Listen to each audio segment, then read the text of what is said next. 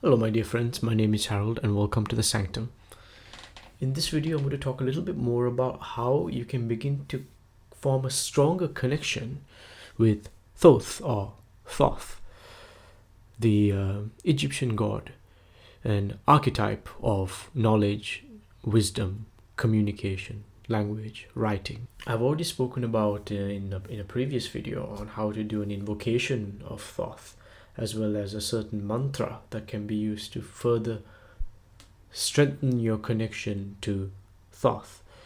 But in this particular video, I'm going to talk a little bit more about creating an altar, which will sort of be your central shrine that you use to commune and exchange energy with Thoth. And this will allow there to be a stronger connection made and an exchange of energy to take place. So therefore the archetypal nature of Thoth's energy to do with wisdom, knowledge, writing and all of those aspects can begin to pour into you and influence your life in those positive ways that it does. So essentially all you would need is you would need a table or a desk or some kind of space that you can dedicate to being your altar to Thoth. So this could be a specific altar dedicated to him and that particular energy, or this could be a general altar that you use, which you might have a multitude of other deities on or other archetypal energy forms that you work with to enrich yourself and your life. So you would have a particular space, and you first want to get either a small figurine or a statue of Thoth, or you can simply get a picture of Thoth. This could simply be from the internet and you can print it out, or you can find one specifically dedicated to him and frame it. That's up to you depending on how you want to do it, but you want some kind of visual form of Thoth. In the yogic tradition, it's called a murti, which could mean a face or a pictorial representation of a particular deity or energy form. So in this case, it's going to be either a statue or a picture of Thoth. So then you know where you're dedicating or directing this energy towards. Next, you want a representation of the four elements. Okay, so that's fire, air, earth, and water. So first of all, you would have on your altar or offer on your altar to Thoth a candle. This is the element of fire.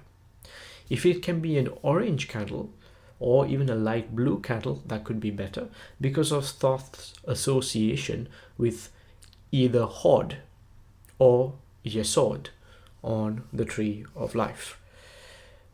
So some say he's more mercurial in nature due to his embodiment of wisdom and knowledge. However, some say he can be also lunar in nature due to him being a psychopomp as well as a guardian of the threshold. So you can use either correspondence depending on how you see it.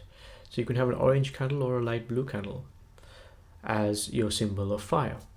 Next, you want to have some kind of offering of water. So this could be a liquid of some kind, or you can simply offer water in a chalice that's dedicated to Thoth. That itself is okay. That's the element of water. Then you need some kind of incense that you can offer. So the perfume or incense that you could offer, because of his association with either Mercury or Luna, you can offer lavender incense. This could be an incense stick or actual proper incense on charcoal, or you can offer jasmine if you're taking the association that he is a lunar deity rather than a mercurial deity. So that would be your perfume. And then finally, you want to offer a symbol of earth. So this can be anything like a piece of food So this can be a piece of bread, this could be a piece of cake, this could be any kind of food offering that you choose to offer thoth. Now, normally I would stick to something like bread or a piece of cake or something like that, rather than a piece of meat or anything, or like a full meal. Although there are people who do that, I prefer to stick to something like a piece of bread. And these represent the 4 elements that you're offering to thoth. You're creating a friendship, a relationship. And while you're seated there, you can even chant the particular mantra associated with connecting with thoth, which I talk about in a previous video that I made on thoth, and you can find that on the link above if you haven't already. You can even do the invocation of thoth, which I made in another video, which you can find up here. And by putting these all together and doing this either daily or multiple times a week, you can strengthen the connection to thoth and allow the energy of thoth to pour in, increasing your own wisdom, your own intelligence, your own knowledge, your own ability to communicate, your own ability to learn and retain information, and various other positive benefits that working with thoth can do.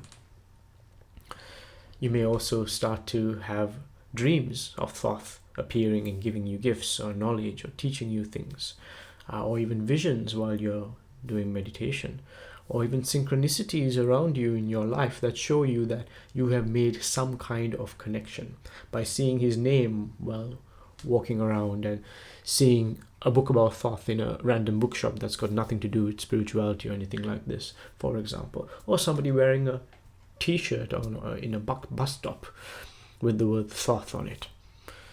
Many different ways that a synchronicity can manifest in that way. That's kind of like a wink from the universe and thoth saying, hey, you've made some kind of connection. So I hope all of this makes sense. This is kind of the basic way that you can begin to develop a connection. I hope you like this video. Make sure, if you haven't already, you want to watch these 2 videos right here to do with thoth to further strengthen your connection. So thank you, take care, and I shall see you very soon.